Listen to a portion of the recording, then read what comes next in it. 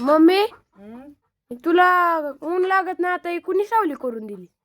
बघ आजोबांनी मला सावली करून दिली. किती ऊन लागाय स्वयंपाक करता. आणि सगळ्यांना शुभ सकाळ. श्री स्वामी समर्थ. स्वागत आहे तुमचं माझ्या एका नवीन छान अशा गावाकडच्या व्हिडिओमध्ये. चहा बनवते गणेशला आणि मला. आत्या सकाळी आज लवकर गेल्यात, 8 वाजताच खुरपायला गेल्यात, कारण 10 वाजले तर भरपूर ऊन लागायला लागले. त्यांना म्हणलं तुम्ही 10 वाजेपर्यंत परत या.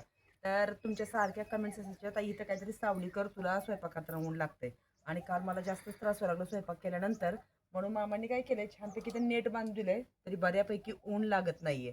तर अशी मला मामांनी सावली करून दिली. लगेच सकाळी उठल्या उठल्या विचारतोय की तुला हे कोणी करून दिले. आधी सुचलं नाही, तिकडे काय तर थंडीचं करून ठेवलं होतं, आणि आता विचारतोय की कुणी तुला सावली हे करून दिली. तर मामांनी करून दिली आहे. मामांचं आमच्या काय ना काय असं सगळं चालू असतं. कपडे धुते का मी, तिकडे पण मला म्हणत असतात की तुला सावली करून देतो. तर दूध गरम करायला ठेवलंय, चहा बनवायचा आहे. इकडे तूर डाळ घेतलेली आहे, तूर डाळीची आमटी बनवायची. भाजीचं इतका मोठा प्रश्न आहे. तुमच्याकडे असतो का असा भाजीचा प्रॉब्लेम? मला कमेंट्समध्ये नक्की सांगा. भाज्या रोज काय बनवायच्या? आम्ही तर शेतात राहतोय, पण तरी आम्हाला भाजीचा प्रॉब्लेम आहे.